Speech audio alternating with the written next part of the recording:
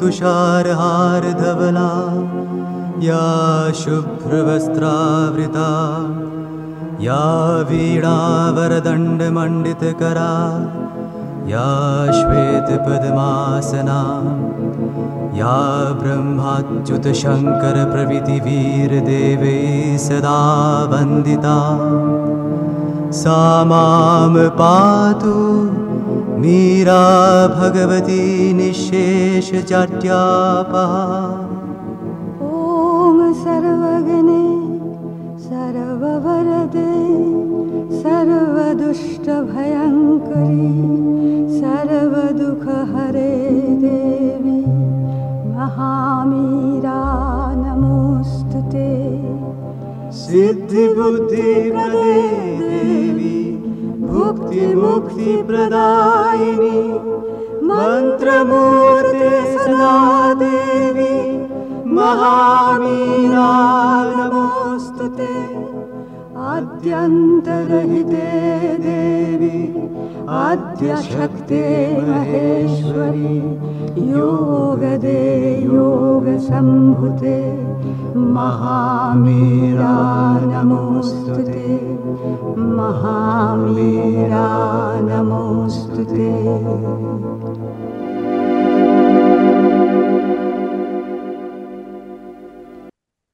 माँ आमे पढ़ुचंती मातृ रचनावली भाग 10 ज्ञान 61। प्रभु लिखुचंती सीमा बोली केउठी किछि नाही केवल सेही सीमाहीन परम अनंत ही आपणा सकाशे सीमा गुडी को सृष्टि करि पारंती। जहा सीमा द्वारा आबद्ध होई रहिथिबा परि देखा जाउछि ताहार प्रकृତରେ कोनोसी आरंभ नाही कि कोनोसी शेष नाही।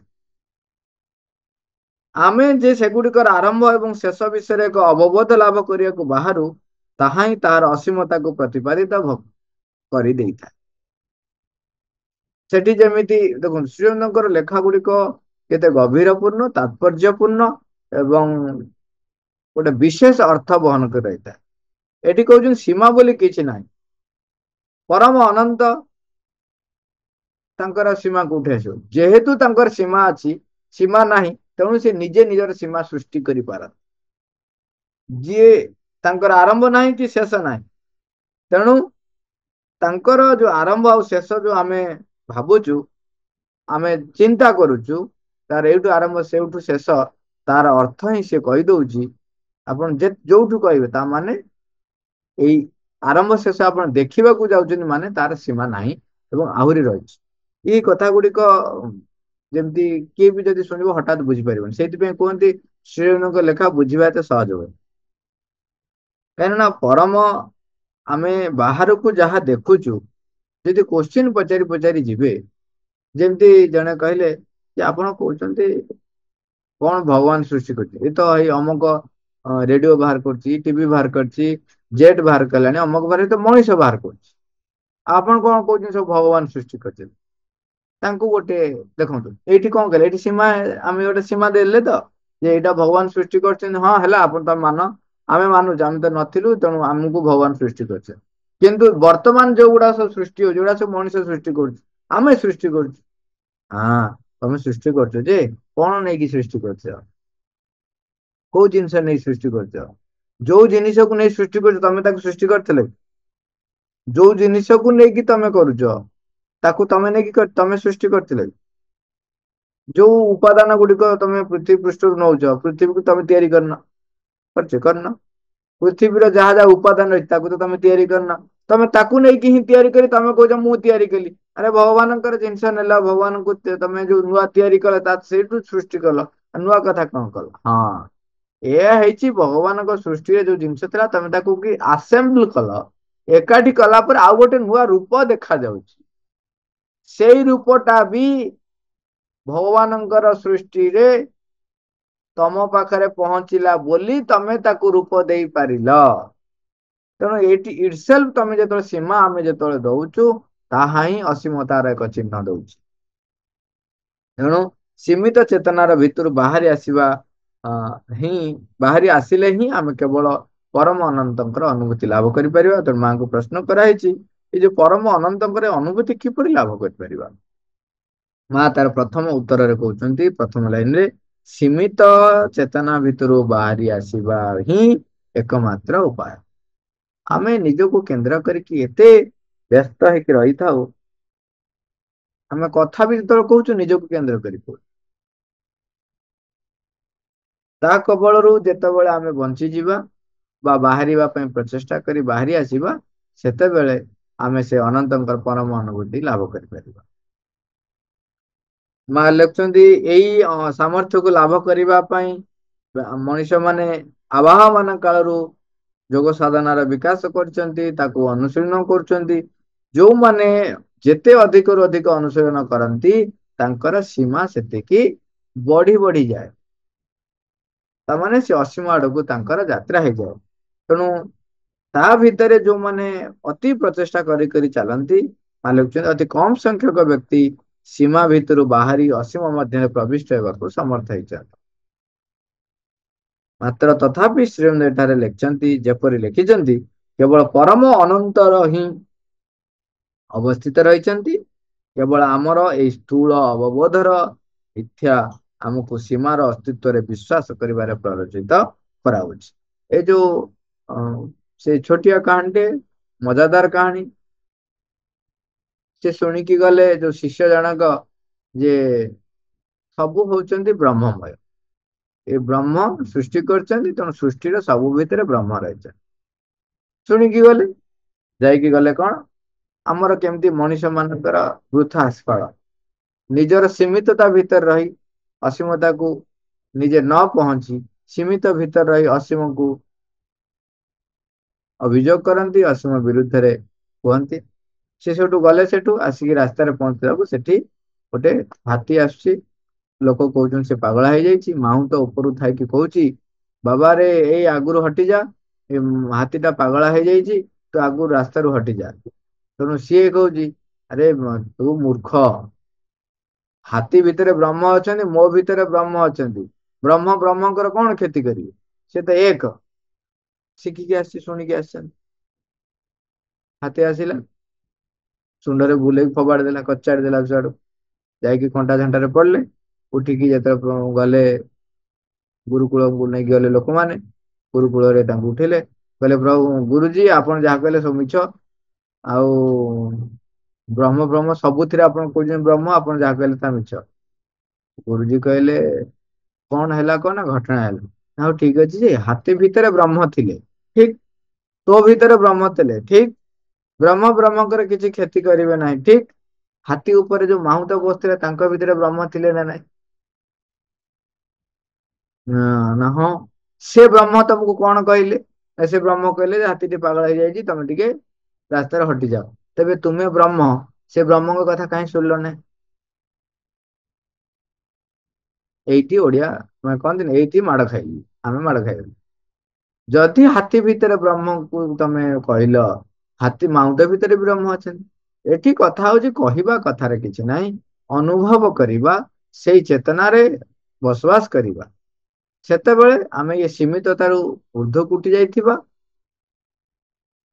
ହାତୀ, ମାହୁନ୍ତ, ମୁଁ ସବୁ ବ୍ରହ୍ମମୟ, ସେ ଅନୁଭବରେ ଯେତେବେଳେ ଆସିଯିବ, ସେତେବେଳେ ହାତୀର ପାଗଳ ଯୋଉ ପଣିଆଟେ, ସେ ତମ ପାଖରେ ବ୍ୟକ୍ତ କରିପାରିବ ନାହିଁ। କିମ୍ବା ତୁମେ ଯେହେତୁ ବ୍ରହ୍ମମୟ ଚେତନାରେ ଥିବ, ତେଣୁ ହାତୀର ଯୋଉ ସ୍ଥିତିରେ ରହିଛି, ତମେ ତାହା ଅନୁଭବ କରିପାରିବ ଏବଂ ଜାଣିପାରିବ ଯେ ବର୍ତ୍ତମାନ ସିଏ କୋଉ ଭଳି ଭାବରେ ପରିପ୍ରକାଶ କରୁଛି ଏବଂ ସେଥିପାଇଁ କଣ ଆବଶ୍ୟକ। ଦି ପ୍ରକାର ବା କେତେ ପ୍ରକାର ଘଟଣା ଘଟିପାରେ। ଏମିତି ହେଇପାରେ, ହାତୀ ତୁମ ପାଖକୁ ଆସିବ, ସେ ତାର ସ୍ୱାଭାବିକ ଭାବରେ ଚାଲିଯିବ।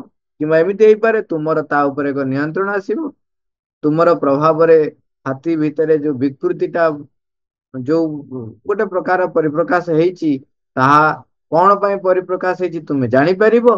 କିମ୍ବା ତୁମର ତା ଉପରେ ନିୟନ୍ତ୍ରଣ ଆସିପାରିବ। ଯାହା ବ୍ରହ୍ମ ଚାହୁଁଛନ୍ତି, ସେ ବିଷୟରେ ତୁମେ ସଜ୍ଞାନ ହେଇପାରିବ। ହୁଏତ ତା ଭିତରେ ବର୍ତ୍ତମାନ ଯୋଉ ପାଗଳାର ଯୋଉ ସେ ପାଗଳାମି ଯୋଉ ରହିଛି, ତାକୁ ବ୍ରହ୍ମ ଚାହୁଁଛନ୍ତି ସେଟା ସେଇ ପରିପ୍ରକାଶ କରିବା ପାଇଁ, କାହିଁକିନା ଆଉ କାହା ପାଇଁ ଦରକାର ହେଇଥିବ।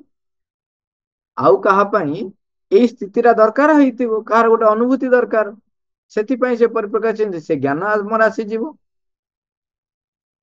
ଆଉ ବେଳେ ବେଳେ ଦେଖିବେ ଆପଣଙ୍କ ନିୟନ୍ତ୍ରଣରେ ସେ ଆସିଯିବ। ଯୋଉ ଉତ୍ସ ବା ଯୋଉ ଜ୍ଞାନ ଯୋଉଥିପାଇଁ ପରିପ୍ରକାଶ ଘଟୁଛି, ଏଇ ସବୁ ଜିନିଷରେ କେତିକି ବେଳେ ଆମେ ସଜ୍ଞାନ ହେଇପାରିବା ନା ଯେତେ ଅଧିକରୁ ଅଧିକ ଆମେ ଆମ ଭିତରେ ଥିବା ବ୍ରହ୍ମଙ୍କର ଯୋଉ ଉପସ୍ଥିତି, ଚୈତ୍ୟ ସତ୍ତାଙ୍କର ଉପସ୍ଥିତି ସମ୍ବନ୍ଧରେ ସଚେତନ ହେଇପାରିବା, ତାଙ୍କ ଦ୍ଵାରା ଯେତେ ଅଧିକ ଅଧିକ ପରିଚାଳିତ ହେଇପାରିବା। ମା ଯୋଉ ସ୍ୱପ୍ନ ଦେଖନ୍ତି ତାର କିଛି ବାସ୍ତବତା ଥାଏ? ଅଛି ନା। ମାନେ ସେଇଟା ଘଟେ ନା କଣ?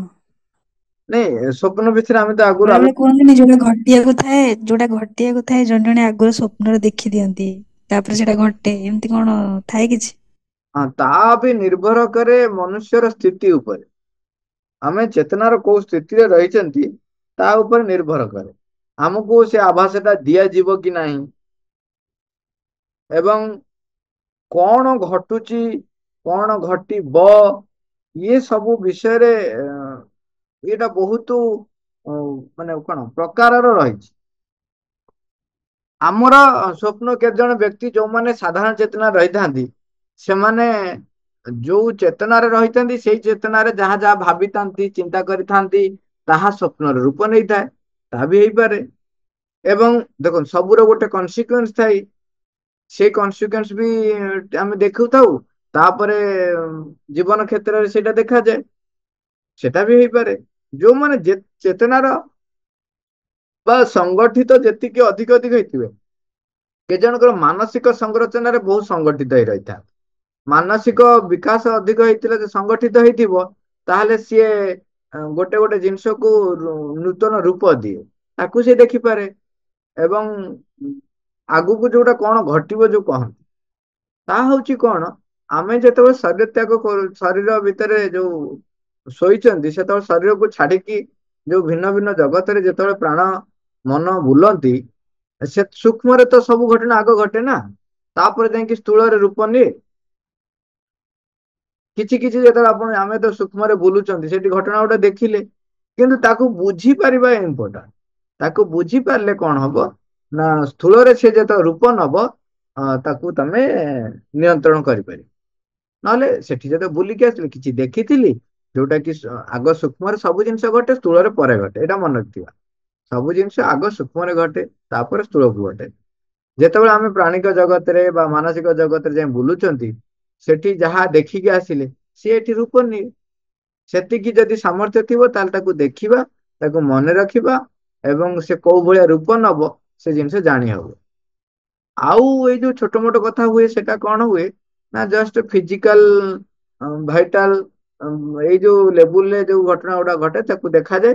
ସେଗୁଡାକ ଦିନେ ଦି ଦିନ ବା ମାସେ ଭିତରେ ଘଟେ, ସେଗୁଡାକୁ ଆମକୁ ଲାଗେ ଆରେ ଏଇଗୁଡା ମୁଁ ଦେଖିଥିଲି ଆଗରୁ ବୋଧେ, ଏମିତି ଏମିତି ଲାଗେ। ନହେଲେ ସ୍ୱପ୍ନରେ ବି କାମ କରିହବ, ମାଙ୍କୁ ଡାକି ହବ। ସେଇଟା ହେଇପାରିଲେ ତ ବହୁତ ଭଲ, କାହିଁକି ନା ସୂକ୍ଷ୍ମ ସ୍ତରରେ ଯଦି ଆମେ କାମ କଲେ, ତାହେଲେ ଯାହା ପରିବର୍ତ୍ତନ କରିବା କଥା ଆମେ ସୂକ୍ଷ୍ମ ସ୍ତର ଯାଇକି ପରିବର୍ତ୍ତନ କରିଦେଇ ଆସିବା। ତାହେଲେ ସ୍ଥୂଳରେ କଣ ହବ, ସେଟା ପରିବର୍ତ୍ତିତ ରୂପ ନେଇକି ଆସିବ। ତା ଅର୍ଥ ନୁହଁ ମୁଁ ସ୍ଥୂଳରେ ଚାହୁଁଛି ତାର ଜମବାଡି ନବା ପାଇଁ, ସୂକ୍ଷ୍ମକୁ ପଳେଇବି, ଯାଇକିରି ସେଠି ସବୁ ତାକୁ ମନେଇଦେବି, ଜମବାଡି ମୋ ନାଁରେ କରିଦିଏ, ସବୁ ମନେଇଦେବି, ତାପରେ ସ୍ଥୂଳରେ ଆସିକି ସିଏ ଆସିଲା ବେଳକୁ ସିଏ ମୋର ଜମବାଡି ତା ଜମବାଡି ସବୁ ମୋ ନାଁରେ କରିଦବ। ମା, ଥ୍ୟାଙ୍କ ୟୁ ଅଲ୍।